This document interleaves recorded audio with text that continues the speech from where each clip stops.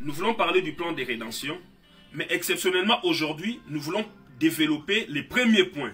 Car nous avons dit l'autre fois, Dieu pour sauver l'homme après sa chute dans le jardin d'Éden, avait utilisé 3 moyens. Les premiers moyens, c'était quand l'homme s'était rendu compte dans le jardin d'Éden qu'il était nu, l'homme ne voulait plus supporter son état de nudité. Et pour remédier à cette situation, l'Éternel, notre Dieu, avait pris un animal, il le tua, et avec la peau de l'animal, il fabriqua les vêtements dans le but de couvrir la nudité de l'homme. Et le deuxième plan, nous avons dit, Dieu avait utilisé des hommes, ceux que nous appelons communément des prophètes, afin qu'au travers eux, nous puissions revenir en lui. Et le dernier point, Dieu lui-même avait accepté de prendre la forme humaine afin de venir sauver l'homme. Et aujourd'hui, nous voulons parler du premier plan. La Bible nous dit ceci, l'homme dans le jardin d'Éden vivait tout nu, que ce soit Adam tout comme Ève. En aucun cas, il se plaignait de cette situation.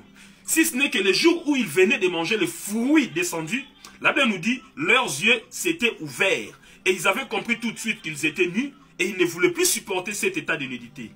Et nous comprenons tous que le soir même où ils avaient mangé les fruits, la Bible nous dit, Dieu était arrivé dans le jardin d'Éden et pendant qu'il les appelait, l'homme dira à Dieu ceci. Oui, nous entendons bien sa voix et ta voix, mais nous ne voulons plus nous présenter devant toi car nous sommes nus.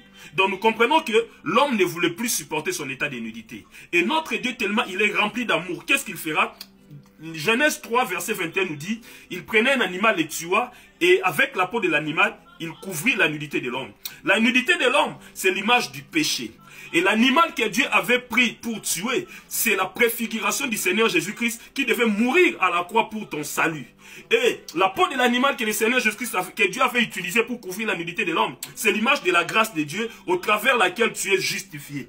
Et le sang de l'animal qui avait coulé, car nous sommes tous d'accord, quand on tue un animal, il y a toujours le sang qui coule. C'est l'image de la rançon, du prix que le Seigneur Jésus-Christ paiera un jour plus tard pour que nous soyons justifiés, pour que nous soyons non coupables, pour que nous soyons libérés de la condamnation éternelle. C'est ainsi, mon frère, ma soeur, par rapport à ces messages, nous comprenons que le péché ne fait que mettre une barrière entre l'homme et son Dieu. Nous voyons que l'homme qui acceptait que Dieu vienne lui parler, malgré qu'il était nu dans les jardins d'Éden, mais le jour où il avait péché, il ne voulait plus accepter que Dieu le voie dans son état de nudité. Tu vois, mon frère, comment les péchés nous séparent de notre Dieu. C'est pour cela, mon frère, ma soeur, abandonne la vie des péchés, car la vie des péchés ne fait que te séparer de ton Dieu. Mon frère, toi qui écoutes ces messages, reçois le Seigneur Jésus-Christ dans ta vie, car sa grâce est sur toi pour ton salut. Reçois le Seigneur Jésus-Christ dans ta vie, car sa grâce est sur toi pour que tu